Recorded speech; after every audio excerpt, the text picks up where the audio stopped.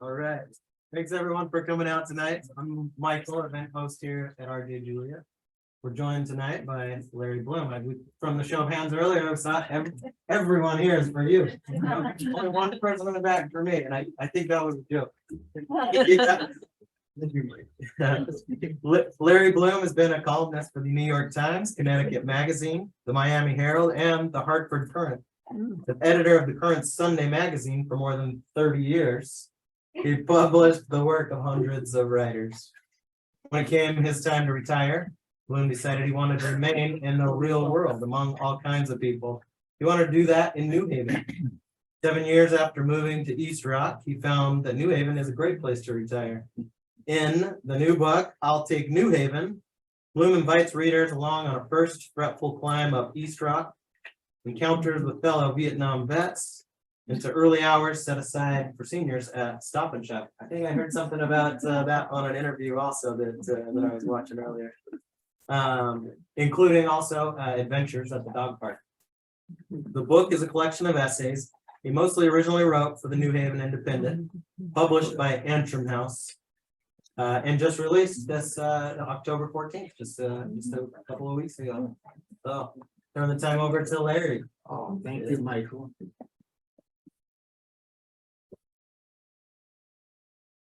I'm gonna thank my manager.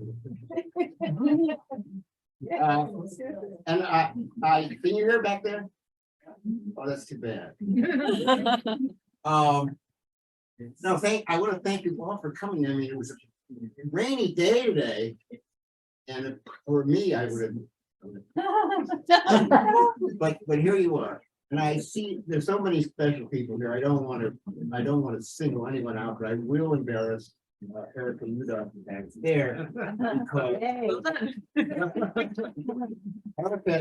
Erica is the designer that who created this beautiful wraparound cover by coming up with the 1905 postcard of New Haven, and then two unknown figures.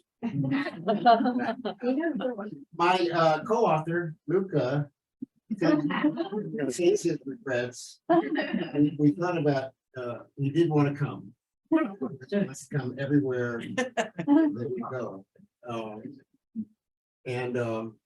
but we thought, he likes, as you'll never mind. I'll tell you more about it in a second. This has been it's sort of an accidental book. Thank you, Michael, for not mentioning my other books.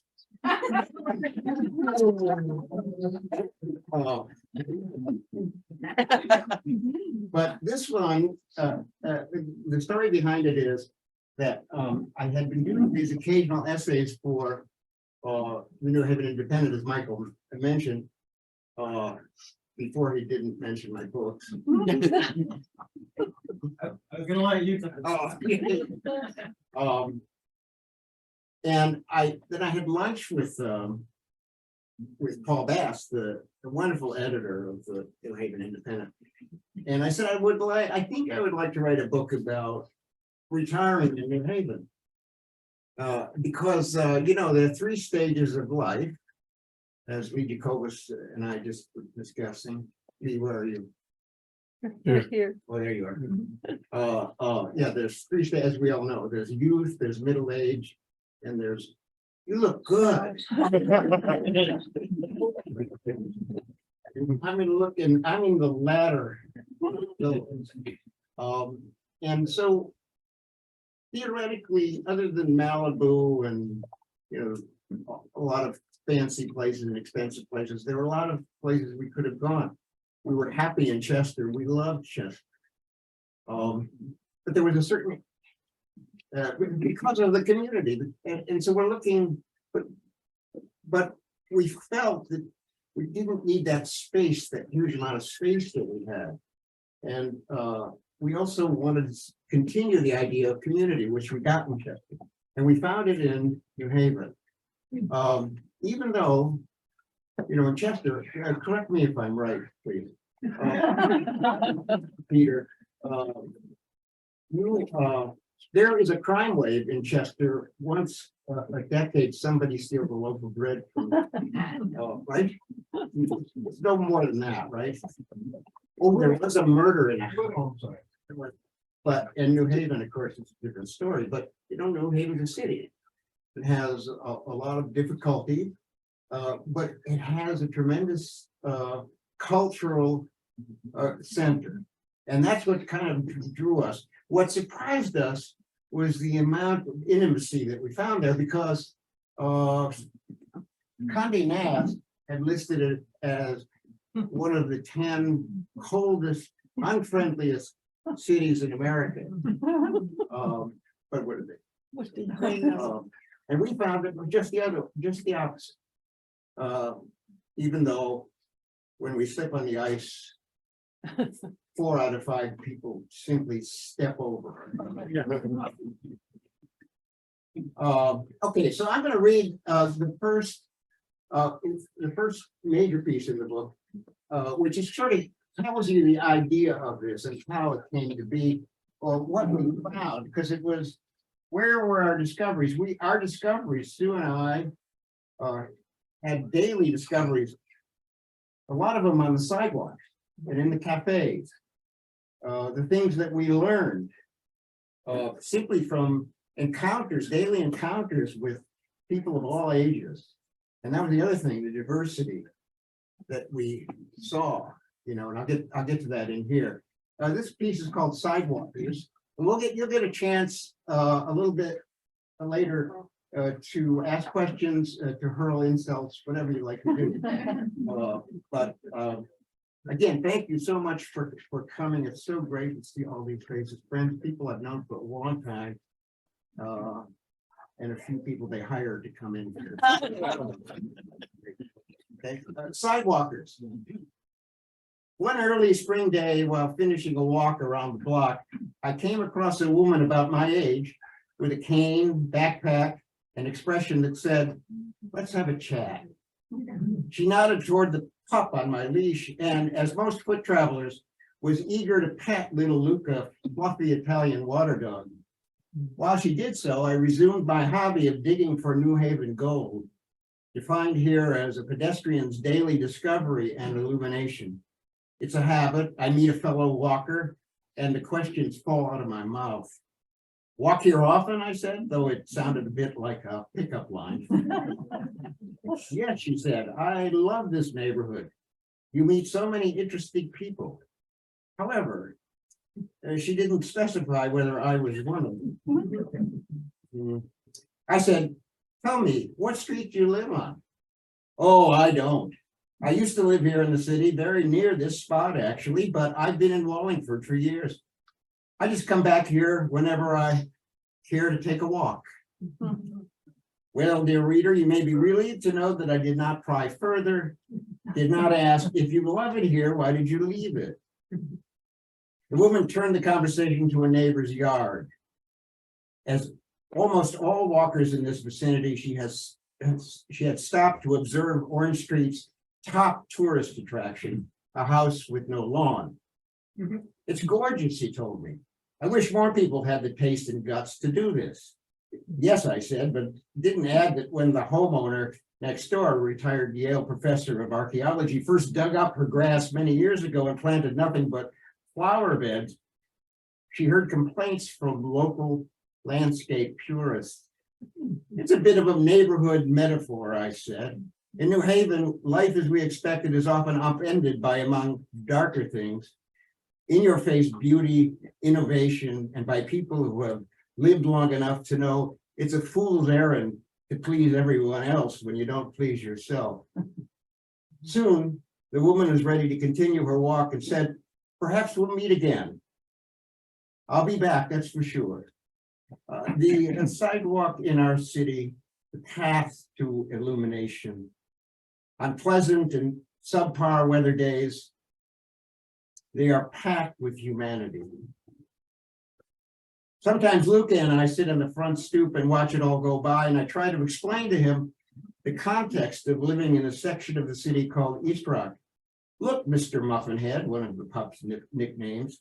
Across the street to the left is where the congenial lawyer resides, who drives a Mercedes convertible and a Harley. He defends accused drug dealers, robbers, and murderers. And he says, as he says, bad people, but somebody has to do it. And over there to the right is the empty storefront that a buyer would like to fill with a shop that sells ice cream and alcoholic beverages. Well, city life, the juxtaposition of wholesomeness and bacchanalia. That spot, Luca, was until recently a Syrian market where we bought the hummus wraps you tried to snatch from our shopping bag. There's another name for you, isn't it, Mr. Master Pickpocket? We didn't know at the time how relevant Syria and its civil war would become to us. I should explain. There is extensive reporting in this book about a Syrian family that was split apart by the Muslim ban. The grandparents arriving in New Haven, and then the ban happening, and the rest of the family having to live in poverty and in Lebanon. And 4 years passed between the time they last saw their children. It's all in here.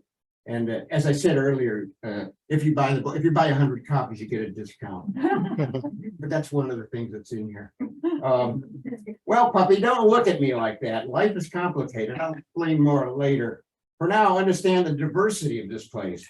Over there, directly across the street, are the Chinese immigrants who bought 3 houses on this block, refurbished them, repaved the driveways, planted new grass and gardens as lures to grad students who rent because the neighborhood is sometimes called indelicately the Yale Ghetto. Speaking of properties that have rental apartments, Louise, who has always made a fuss over you, Mr. Furball, owns the 3-family house to our left. She has lived there her whole life, like a lot of Italian Americans who settled this area. That spectacularly red Japanese maple tree in her yard was planted in 1941, the year she was born. She rents the 3rd floor to Emily, whom I mentioned to you, though you didn't seem to pay attention, is one of the East Rock's many postdocs. You can hardly walk down the sidewalk without bumping into one of them and knocking over her latte. But presumably, Emily is the only PhD holder who wrote a dissertation on dragonflies. She assures me they are an important part of the ecosystem and, like so much else, endangered as their wetlands habitats disappear. From the front stoop, Luca often joins me as I infringe on the personal space of pedestrians. He is curious about everything, and the old journalist in me can never be satisfied. Who are these people? What can I learn from them? Well, without learning, we are essentially without a pulse. When Luca and I are not on the stoop, we are often out there ourselves, 2 sidewalkers unearthing things. There is the matter of sidestepping book reading pedestrians. New Haven is the only place in which I have lived where people on their daily strolls stick their heads into novels and nonfiction volumes. I wonder how they can do it without tripping on the uneven rose-colored pavement, much of which was installed a century ago. But books, the old-fashioned kind, bound and with purposeful aromas, their margins sometimes cluttered with notes, are part of the character of the neighborhood. Luca, look, I say, knowing full well that he will not make much of a miniature front yard libraries that invite passersby to take books or leave them. Those are constructed by generous neighbors who could cultivate the joy of literature, from which Gigi, which is the name Suzanne uses for interactions with grandchildren and dogs, and I have retrieved a variety of excellent volumes and deposited ones we own that we think will be of interest to others. Luca, to tell you the truth, we have even put our own books in these libraries, not so much out of charity, but out of ego curiosity. Blessedly, they were all taken by readers, but not as quickly as the work of, say, Danielle Steele or James Patterson. In these treasured places, I found Amy Tan's Joy Luck Club. I was introduced to the magnetic Jack Reacher novels by Lee Child, and Philip Roth's first book, Letting Go, which should have been titled No Word Left Behind. I came across a richly illustrated copy of Herman Melville's Moby Dick and a first edition of Toni Morrison's Beloved. William L. Shire's The Rise and Fall of the Third Reich now has an honored perch on the top of my toilet water tank. Luca, we have discovered, is a book lover himself. In general, he prefers chewing paperbacks rather than hardcovers. The pup and I have watched little readers walk hand in hand with parents on their way to Worthington Hooker Elementary School on the corner of Canner and Livingston. They have chalked on the steps of the school, "Teachers are amazing. Thank you." True, interactions with children sometimes bring surprises and illustrate the unusual population mix. One morning, I saw a small boy walking with his mother. The boy was pushing a stroller in which I presumed he had been sitting. Little kids love to do that, and I asked him about it, but he did not answer. I thought, well, he's probably taught not to speak to strangers. Then his mother said, "Please understand, we just moved here. So far, he only speaks Portuguese. He's too shy to try his English." As we learned, the boy was one of a legion of pint-sized immigrants or sons and daughters of immigrants who inhabit East Rock. When we moved into the house, one of the former owners told us that Halloween was their favorite holiday. The United Nations will come to your door. We had been skeptical and purchased foolishly only about 500 pieces of candy for our first trick or treat night. But hordes of ninjas, princesses, Batman, ballet dancers, skeletons, and the like, many who were celebrating their first Halloweens, descended. Too many for our modest stack of goods. One child, perhaps 4 years old, had to be advised by parents in what seemed to be an Eastern European language not to enter the house, sit down at the piano, and pluck out a tune. On non-Halloween evenings, my own walks may bring me past outdoor tables of coffee shops and restaurants where I can jaw with little ones who otherwise would enjoy an uninterrupted experience, but also where I can learn something from them. At Atticus Market, I met 3-year-old Simi. Her age was a statistic reported to me by her father while sitting next to her at the picnic table. Simi, however, was having none of the math calculations. Chilly, she said, munching on a croissant. "I'm 3 3/4. And then she went on to advise me how to say that in Spanish, as it says she is studying that in nursery school. She also said she lived in Brooklyn as well as New Haven, and she liked both places. And then she volunteered to give Luca a treat from the bag hanging around my neck. I gave her a piece of kibble, and she put it in her right palm. This made me slightly nervous, as Luca, though very friendly, is not always predictable. But he licked her palm and deftly lifted the piece of kibble. Simi said, "Oh, he's so gentle." She was obviously a bright child, and also one whose physical features, she had blonde waves and rosy cheeks, made me think later about my daughter Amy, who was exactly Simi's age, when I took her to the park, put her on a swing, and explained to her that all living things must die. "Look at the flowers over there," I said, pointing. "They bloom and they are beautiful, but they are not here forever."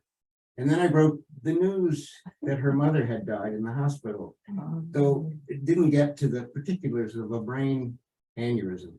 Since that time, I have wondered what was going on in that 3 3/4-year-old head of hers at the time. I know very well that she said to me when I asked her, do you understand about death?" Her response, "Yes, I do, Daddy. All living things die. But when is Mommy coming home?" My time with Simi gave me some indication. That age is a significant one, as I learned eventually through work with a psychologist who taught me many things over several years of therapy.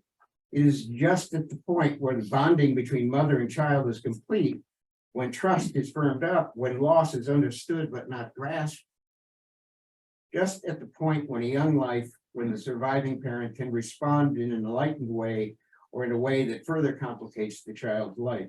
When I think of what came afterward and the little that I knew and the finite energy I devoted to keeping Amy on the road to recovery, I shudder. I did the best I could. That old canard rings hollow to me and to Amy as well. But that story and its conclusion is part of the reason for my present level of contentment. That's the thing about a good walk. It gets you out of the house and into the imagination. I had a mentor during my years in Miami, a famous writer so accomplished that in 1979, he was awarded the Nobel Prize in Literature. Every morning, Isaac Bashevis Singer walked the streets of his neighborhood, and on these journeys, his mind took off in all directions.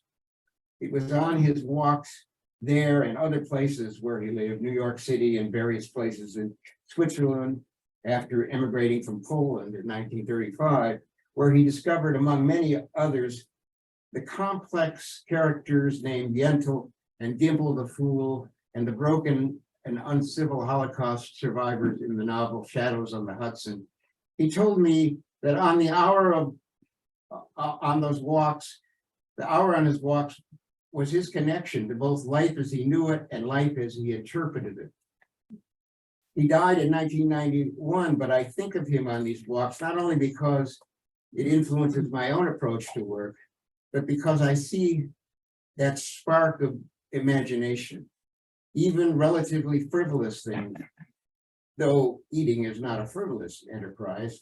A walk on New Haven State Street in the evening might bring you to the sidewalk tables spilling out of the tavern. There you may see orders of favorite appetizer, grilled octopus, which may intrigue you, or in the case of a certain unnamed person in my household, gross you out. But if so, how can oysters be so necessary to her? These days, I seldom return from vigorous walks without the warmth of some human interaction and thinking I've learned something, either about someone or about the nature of things, or about a hard-headed but lovable dog, or about something I'd seen a dozen times but never really stopped to notice. I recognize that I may be labeled as one of those creepy old folks who roams the neighborhood, mischief on my mind. But as we age, we assign more value to the lives of others and want to know how they navigated through the obstacles that appear in everyday life. At funerals and memorial services, I learned fascinating things I didn't know about dear friends while they were sitting at our dinner table. I want to know about these people now before they perish and before I retire my curiosity, which I hope never happens. We are not by nature listeners. We talk over each other. It infuriates me when at a dinner party guests interrupt and refuse to let the person get to the end of the sentence. I admit I had sometimes done this myself, but I am always wary.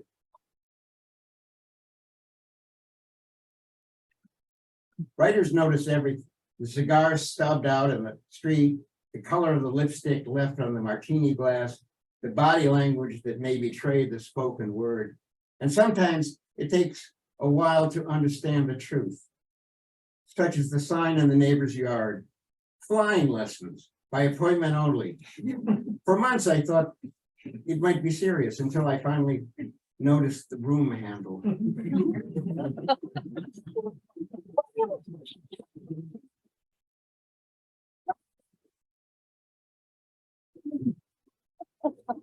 You know what I didn't do? I didn't. What I did with my phone. What time is it?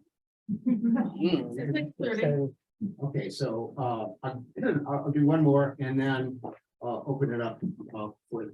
I want to say I have, in all the work that I've done for the last 20 years, including the books that Michael didn't mention.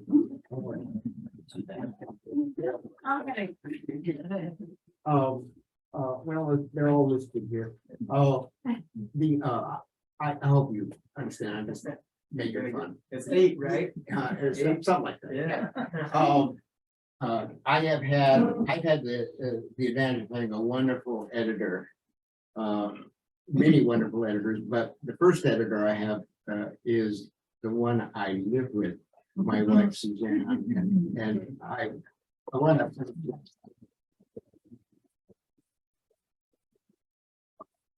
Reminds me of the story David Hayes tells. David, if you know David Hayes, he was founder of National Theater of the Deaf. And he did a lot of design work, stage design work for Broadway and for notably for the New York City Ballet, George Balanchine. And one day, Balanchine asked him to do a model for a new ballet that he was planning.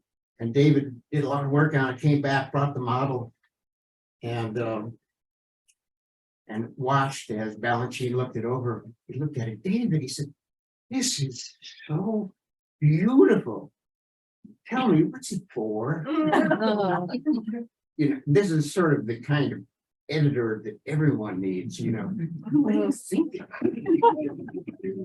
This is good. All right, so I'm gonna read about Michael did mention the trip called the mountain climbing trip, which it's a hill. It's an anthill, actually. But I thought I would read that if I could find it. It's Up the Rock, it's called. Up the Rock. This is a great feature of East Rock, which is an actual rock. So on a Sunday morning in early October, with the weather too reasonable to allow another day frittered away inside with political complaint, my wife Sue suggested we improve our sense of well-being with a walk to the top of East Rock. In many local households, such an urging would not make news. East Rock, looming a mere 366 feet above the neighborhood named after this 20-million-year-old basalt deposit, has been hiked, biked, driven up, and otherwise ascended by tens of thousands over the years. It's such an institution that its famous giant steps portion, the shortest route upwards, was enhanced with new railings as recently as December 2020. So, reader, why should you care about the 3 hours Sue and I spent scaling, resting, derailing, depleting ourselves on that day? You shouldn't, except that certain human discoveries may enlighten that had nothing to do with my distressed old legs. I believe, of course, in omens. Who doesn't? So it seemed only apt that early in the adventure I saw coming the other way my very own gastroenterologist. Though she didn't say so when we chatted briefly, she must have been surprised to see me out there, considering that in our latest conversation, we lamented a lab test that verified my considerable case of anemia. I had looked up possible treatments and saw no verifiable suggestions that seniors who suffer from anemia can cure themselves through self-induced exhaustion. About 40 minutes later, after Sue and I had made some use of steroids, we emerged on the main road upward and were met by two middle-aged, at least, fellows coming down after reaching the summit and Civil War monument on top of it. For a second, I had a flashback to the days I used to run in the Chester 4 and the 4th race every Independence Day. It was not I was not terrible at it, often finishing the course in front of the ambulance. And once just ahead of an 80-year-old woman running barefoot. Anyway, we still had 2 miles ahead of us. Up there on East Rock, the two men we met gleefully pointed out that we had a mile and a half to the top, at 2 miles to the top. At this point, I said to Sue, I couldn't do it. Never mind that as an ROTC recruit in the early 60s, I remember the early 60s, I embarked on forced marches of many miles and survived them all, despite my bone spur. It's true. And I remember which foot it was on. This old body, though bolstered by excellent instructions by our Pilates professor, produce so many irritations these days. When someone asks me how I feel, I have to stop and consider the hierarchy of aches, because otherwise I might not notice them. Still, what choice do we have? Sue said, look, we've been saying for 5 years we climb this thing. We're almost there. We shouldn't quit now. I nodded my head instead of saying, really, dear? If I have to go to my grave without ever completing this, and my tombstone says, a competent fellow, otherwise he gave up in his only attempt.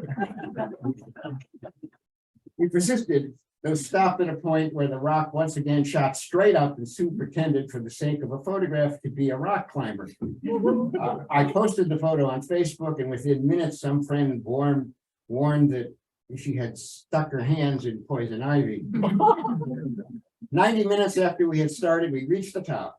If we were delighted by our triumph, we also shared it with many other people who did not look exhausted and did not rest in prone position on the park bench. Some of these people had little kids in hand. None of them seemed to be shouting, "This is child abuse. I'm calling the authorities." No, climbing to the top is not worthy of the old wide world of sports program. This thrill of victory and in this case, the agony of defeat. It's just private, it's a very good feeling that we'd accomplished something. From the summit, of course, one can see all of New Haven. The Pearl Harbor Bridge seems to have toy cars on it. Yale seems sufficiently ivied. Long Island Sound is not far off, and the park below began to show its October glories. It was a moment certainly to thank not only our bodies and minds for making this adventure so worthwhile, but also those activists in the early 1960s who successfully objected to the original plans for I-91 that would have split East Rock Park in two and otherwise demolished the peace of a beautiful neighborhood. What I hadn't figured was the way down would prove to have its own challenges. I wanted to take the shortest way, but Siri on my GPS seemed entirely confused. In 180 feet, turn right, she said. But that would mean literally walk off a cliff. Then she corrected herself. Turn left in 360 feet. Then turn right in 90 feet. And then turn left. Now. And so on. She is not good at dizzying heights. And so we retraced our steps going the way we came. We met a young couple on the way. The fellow noticed my veteran's hat and mentioned that he too had just served in the army, most recently in Korea. Midway down the trail, my legs seemed to be giving out. Sue, meanwhile, was well ahead of me in her usual confident stride. I wanted to yell, "Take the giant steps down. Take anything down. Get me out of here." As that might cut off the trek by a few yards. But I didn't seem to have the energy. I passed couples running up the trail and a broad-chested fellow who dropped on the ground to do push-ups. When we got back down on the level ground, another man in our age group was on hands and knees on the edge of the road, and we asked, "Are you okay?" He said he was, but that he lost his binoculars and was trying to find them. He was apparently using them to spot much in the way of abundant flora and fauna along the route. It was an odd moment, but it did remind me of the convenient access we all have to what can, if not cure us of our ailments, at least remind us that we are part of a world that is much more enriching than CNN would show us. When we returned home, we were too tired to make lunch. I lay down on the couch and turned on a football game. I saw a bunch of men running around and smashing into each other, and I thought, well, guys, enjoy it while you can. And I thought of Churchill, and was it Twain, who said, whenever I have the urge to exercise, I sit down and wait for the urge to pass.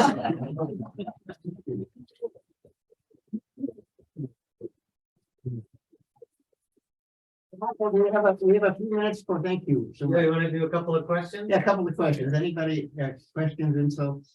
Yes. Well, Yeah. afterward, we'll have the signing, you can ask questions. Yes. Oh, signing, yes. Did I mention that if you buy 100 books, you get a discount? Luca go on the hike with you? This was pre-Luca. But what I understand, for those of you who have dogs and you go on those things, many people who is kind to East Block here? Maria, Oh, Maria, Mary, she's over there. yeah, with dogs, without dogs? Oh, Alan, this is, yeah. So now we'll hear Alan Appel's account of climbing. Anything else? Yes. Where did you move from to? Oh, yes, Winchester. I think, I hope I mentioned Chester because I have different, half of Chester is here. They say that, there are 4,000 people who live in Chester. I don't believe it. I think there are 24, 25. And when the census takers come, people scramble to other houses to make them. There are people in, is that right? Yeah, that's what I got for 30 years in Chester, which is a lovely storybook community. Yes, and so, what's that? New Haven, 7 years. So this was really an accidental one. I mean, it really, when I mentioned to Paul Bass that I wanted to write a book about that, he said, "You've already written it." And I think he was half right. But you had to go back and you had to try to figure out what the book was. And I think Luca, Pam, just to follow up on your question, even though he didn't accompany us on that trip, there would be no book without Luca. As you'll see, so those of you who have decided to purchase 100 copies will see that that Luca has signed it as well with his paw. Yes, Arthur. So Larry, one thing I've always admired about you and don't quite understand is your unstoppable sense of curiosity. You have an innate curiosity about people and things. What do you attribute that? Shyness. No, I'm serious. There's a wonderful scene in, does anybody remember the movie, My Dinner with Andre? Yeah. Kind of a cult movie. With, who is it? Wally Shaw. Wally Shawn and, thank you. And Andre Gregory. And Andre Gregory, yeah. And Wally is a very shy person, playwright. And he can only get through the first half of this dinner by asking questions. He doesn't really want to open himself. So, I mean, I was the shyest kid in the class. And I think, I say this now, people don't believe it because, I'm intruding on everybody's mind. But, as a journalist, I always found out, especially in long-form journalism, that one of the problems with what happens in journalism today is its surface nature. The idea, well, he said, she said, I believe this, I believe that. None of that. That's not. None of that is worth a damn. It's what happens when you get into the second hour of the interview, and you have the patience to do it. When people begin to relax, and then they open up, and you find. I always found, almost 99% anyway, of the interviews I did, that there was something that so moved me. Something like the interview with Simi, the 3-year-old, the 3 and 3/4-year-old. I knew just instinctively that to talk to Simi was going to lead to something, and if I feel this movement, this sort of religious moment, this sort of not theism, but a movement of the soul, that it's a gift. And I want other people to be able to come to that moment in the same way I did. And that's where the attempt at art comes in. How do you create something that that will be meaningful to people in an age when there is just information thrown out, and usually bad information thrown out, so much of it. How can we, as people who write, or people who do any art, how can we make it stick? So I don't know how that got from shyness, but that's the way it is. Oh, one more, and then we gotta go. Let's, if it's okay, we want to make sure we have lots of time for the signing. Signing. Yeah, so still think about your questions. You can talk to Larry. Yeah, I could answer other questions when we sign books. Anyway. What's everybody think, Larry?